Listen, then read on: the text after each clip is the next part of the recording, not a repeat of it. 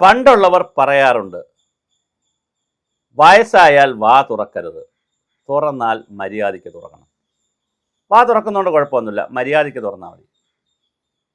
ഇന്നിത് ഈ മുദ്രാവാക്യം അല്ലെങ്കിൽ മുത്തശ്ശിമാർ പറഞ്ഞിരിക്കുന്ന ഈ സെൻറ്റൻസ് ഏറ്റവും കൂടുതൽ അനുയോജ്യമായി വരുന്നത് BJPയുടെ മുൻപത്തെ ഇൻ്റലക്ച്വൽ സെല്ലിൻ്റെ നേതാവെന്ന പേരിലും RSSൻ്റെയും അല്ലെങ്കിൽ കേരളത്തിലെ സംഘപരിവാറിൻ്റെയും BJPയുടെയൊക്കെ ഒരു ബൗദ്ധിക ശബ്ദം എന്നുള്ള നിലയിൽ ചാനലുകളിലും പത്രങ്ങളിലും ജനം TV-യിൽ സ്പെഷ്യൽ പ്രോഗ്രാമൊക്കെ അവതരിപ്പിച്ച്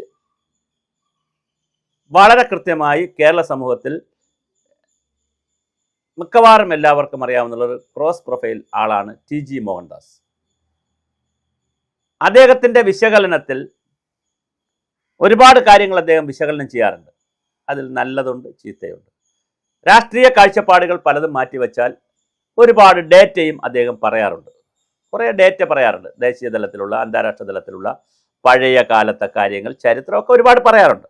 അപ്പം നമ്മൾ ഒരാളിൻ്റെ ഇൻ്റർവ്യൂ കാണുമ്പോൾ അല്ലെങ്കിൽ ഒരാളിൻ്റെ പരിപാടി കാണുമ്പോൾ അതിലെ രാഷ്ട്രീയം മാറ്റിവെച്ചിട്ട് അല്ലെങ്കിൽ അവരുടെ പക്ഷപാതിത്വം മാറ്റിവെച്ചിട്ട് പറയുന്ന ഡേറ്റ, നമുക്ക് പഴയകാല സംഭവങ്ങളൊക്കെ പറയുന്ന ഡേറ്റ നമുക്ക് വേണമെങ്കിൽ എടുക്കാനും റെഫർ ചെയ്യാനും ക്രോസ് റെഫർ ചെയ്യാനും ഒക്കെ സഹായിക്കും. ആ നിലയിൽ വളരെ ബൗദ്ധികമായി സ്ഥാനമുണ്ടായിരുന്ന ഒരാളാണ് TG മോഹൻദാസ്. പക്ഷെ ഡൽഹി സമരത്തെക്കുറിച്ച് അദ്ദേഹം എന്താ പറഞ്ഞത്? 2 പ്രയോഗം നടത്തി. രണ്ടും ശുദ്ധ തെമ്മാടിത്തരമാണ്, ശുദ്ധ ഫോഷ്കാണ്. കേസെടുക്കേണ്ടതാണ്. കേസെടുത്തു എന്നാണ് ഞാൻ മനസ്സിലാക്കുന്നത്. ഒന്നെന്ന് പറയുന്നത്, അവിടെ പോകുന്നവരെല്ലാം ബലാത്സംഗത്തിൻ്റെ ഗുണം അനുഭവിക്കാൻ പോകുന്നവരാണ്. ബലാത്സംഗം എന്ന് പറഞ്ഞാൽ എന്താണ് മാഷേ, TG മാഷേ? ബലാത്സംഗം എന്ന് പറഞ്ഞാൽ ഒരാളിൻ്റെ അനുവാദമില്ലാതെ ബലത്തിലൂടെ അയാളെ കീഴ്പ്പെടുത്താനാണ്. അപ്പോൾ ഏതെങ്കിലും സ്ത്രീകൾ ചെന്ന്, സ്ത്രീകളെയാണല്ലോ ബലാത്സംഗം ചെയ്യുന്നില്ല, പുരുഷന്മാരെ ബലാത്സംഗം ചെയ്യാറുണ്ടോ? അത് കുറവല്ലേ. അപ്പോൾ സ്ത്രീകൾ ചെന്ന് നിന്നിട്ട് സമരത്തിന് എന്നെ ബലാത്സംഗം ചെയ്യൂ, എന്നെ ബലാത്സംഗം ചെയ്യൂ എന്ന് പറയുമോ? എന്താ താങ്കൾ ഉദ്ദേശിച്ചത്?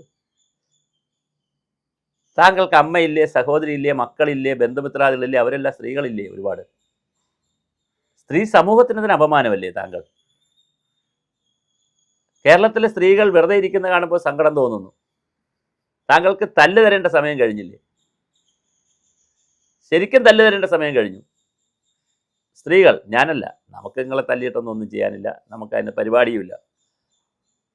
എന്ത് മോശമാണ് താങ്കൾ പറഞ്ഞത്. സ്ത്രീകൾ അത് പിന്നെ താങ്കൾ ഇടതുപക്ഷത്തെ ഏത് പക്ഷമായിക്കോട്ടെ, നാളെ കോൺഗ്രസ് ഇവിടെ അധികാരത്തിൽ വന്നാൽ, അല്ലെങ്കിൽ കേരളത്തിലുള്ള കോൺഗ്രസ്, കർണാടകത്തിൽ കോൺഗ്രസ്, തമിഴ്നാട്ടിൽ വിജയൊക്കെ ഭരിക്കുന്നിടത്ത് BJP സമരം ചെയ്യില്ലേ? അവിടെ വിദ്യാർത്ഥികൾ വരില്ലേ? അവിടെ യുവാക്കൾ വരില്ലേ? അവിടെ യുവതികൾ വരില്ലേ? അവരെല്ലാം ബലാത്സംഗം ചെയ്യപ്പെടാനാണോ, മറ്റുള്ളവരെ കൊണ്ട് ബലാത്സംഗം ചെയ്യപ്പെടാനാണോ വരുന്നത്? രണ്ടാമത് അങ്ങ് പറഞ്ഞതാണ് വളരെ വളരെ രസകരമായ കാര്യം. അങ്ങേക്ക് അധികാരമുണ്ടായിരുന്നെങ്കിൽ അങ്ങ് കർഫ്യൂ പ്രഖ്യാപിക്കുമായിരുന്നു. കർഫ്യൂ പ്രഖ്യാപിച്ചിട്ട് എല്ലാവരിടത്തും പിരിഞ്ഞു പോകണമെന്ന് പറയുമായിരുന്നു.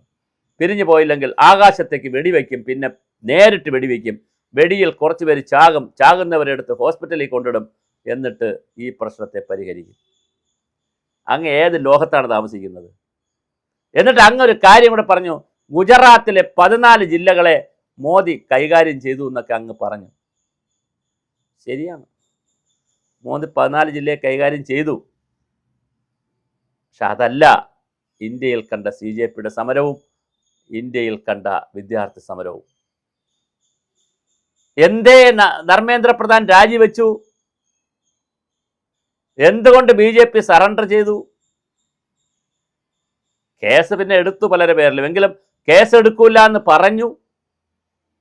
അവർക്കത് എഴുതി കൊടുക്കാമെന്ന് പറഞ്ഞു. സമരക്കാർ വെച്ച എല്ലാ ഡിമാൻഡും എന്തേ അംഗീകരിച്ചു?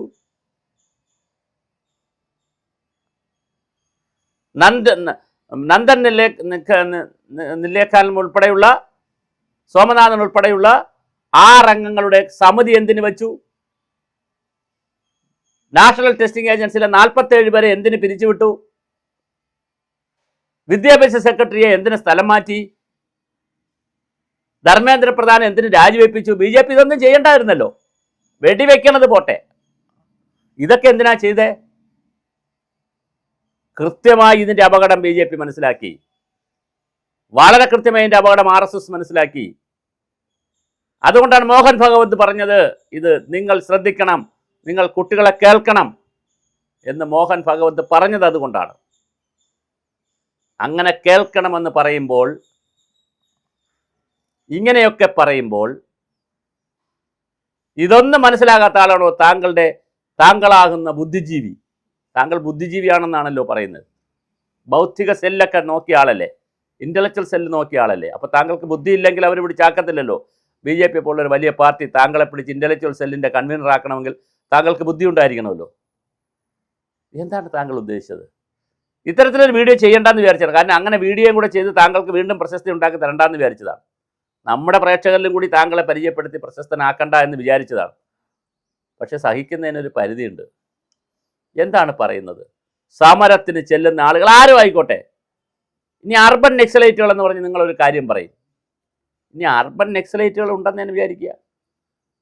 ഈ അർബൻ നെക്സലൈറ്റുകളായാലും ആശാ വർക്കറായാലും വിദ്യാർത്ഥികളായാലും CJP ആയാലും ഇനി BJP ആയാലും കോൺഗ്രസ് ആയാലും കമ്മ്യൂണിസ്റ്റ് ആയാലും ഇടതുപക്ഷമായാലും ലെഫ്റ്റ് ആയാലും SFI ആയാലും DYFI ആയാലും ഭരണകൂടത്തിനെതിരെ സമരം ചെയ്യാൻ അവർക്ക് അവകാശമുണ്ട്.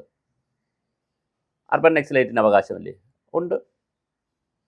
ഇനി അവകാശമുണ്ടെന്ന് മാത്രമല്ല, അവരുയർത്തുന്ന വിഷയത്തിലെ മെരിറ്റ് ചർച്ച ചെയ്യണം. മോഹൻദാസ് ജി മനസ്സിലാക്കേണ്ടത്, ഒരു സമൂഹത്തിൽ ആരെങ്കിലും ഭരണകൂട വ്യവസ്ഥയ്ക്കെതിരെ സമരം ചെയ്താൽ അവരുയർത്തുന്ന മെരിറ്റ് ഉണ്ട്. ഒരു വിഷയത്തിലും മെരിറ്റ് ഇല്ലാതെ രാവിലെ ആരെങ്കിലും സുവമോട്ടോ കയറി വന്നിട്ട് മോദി രാജിവെക്കണം, പിണറായി വിജയൻ ഇല്ലേ, ഇപ്പോൾ VD സതീശൻ രാജിവെക്കണം, വിജയ് രാജിവെക്കണം, ശിവകുമാർ രാജിവെക്കണം, യോഗി ആദിത്യനാഥ് രാജിവെക്കണം, അല്ലെങ്കിൽ സുവേന്ദു അധികാരി രാജിവെക്കണമെന്ന് രാവിലെ എണീറ്റ് ആരെങ്കിലും വന്നിട്ട് അങ്ങോട്ട് പറയുമോ? ഒരു മൈതാനത്ത് വന്ന് അങ്ങോട്ട് പറയുമോ? ഇഷ്യൂ ബേസ്ഡാണ് മിസ്റ്റർ. ഒരു ഇഷ്യൂ ഉണ്ടാകുമ്പോഴാണ് അതിൻ്റെ പുറത്താണ് ഈ ചർച്ചകൾ നടക്കുന്നത്. അത് മനസ്സിലാക്കാനുള്ള സാമാന്യ ബുദ്ധി താങ്കൾക്കില്ലാതെ പോയല്ലോ. എന്തായാലും AYFൻ്റെ ആളുകൾ കേസ് കൊടുത്തിട്ടുണ്ട്. പിന്നെ വനിതാ കൂട്ടായ്മ എന്ന് പറഞ്ഞ് 4-5 വനിതകൾ കൊണ്ട് കേസ് കൊടുത്തിട്ടുണ്ട്. പരാതി കൊടുത്തിട്ടുണ്ട് DGPക്കും അവിടെ പോലീസ് ഓഫീസറുമൊക്കെ. അങ്ങനെ ഏതോ ഓഫീസറെ ആഭ്യന്തരമന്ത്രി ചുമതലപ്പെടുത്തിയിട്ടുമുണ്ട്, DGP ചുമതലപ്പെടുത്തിയിട്ടുമുണ്ട്. എന്താണ് കേൾക്കുന്നത്? അപ്പോൾ നമ്മൾ തുടങ്ങിയെടുത്തെത്തുന്നു, വയസ്സായാൽ വാ തുറക്കരുത്, വാ തുറക്കണമെങ്കിൽ മര്യാദയ്ക്ക് വാ തുറക്കണം.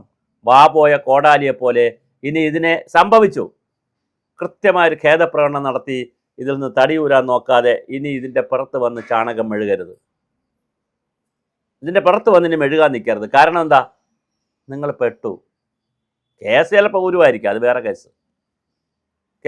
വളരെ അത്ര വലിയ കൊലപാതക കുറ്റമൊന്നുമില്ല. അതുകൊണ്ട് കേസിൽ നിന്നൊക്കെ വരുമായിരിക്കും. വ്യവസ്ഥിതിയോട് താങ്കൾക്ക് ബുദ്ധിമുട്ടുണ്ടാവാം, രാഷ്ട്രീയ പാർട്ടികളോട് എതിർപ്പുണ്ടാവാം, വിഷയങ്ങളോട് എതിർപ്പുണ്ടാവാം.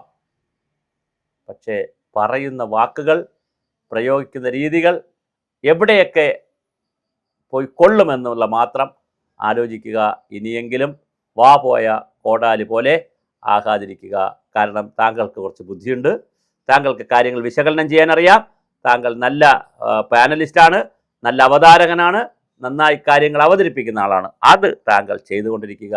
താങ്കൾക്ക് താങ്കളുടെ രാഷ്ട്രീയം പറയാനുള്ള എല്ലാ സ്വാതന്ത്ര്യവുമുണ്ട്. പക്ഷേ അത് ഇങ്ങനെ സ്ത്രീകളെയും വിദ്യാർത്ഥികളെയും കുട്ടികളെയും അധിക്ഷേപിക്കാനുള്ളതല്ല എന്ന് സാമാന്യ യുക്തിയാണ്, സാമാന്യ ബോധമാണ്, കോമൺ സെൻസാണ്. Common sense is not always common.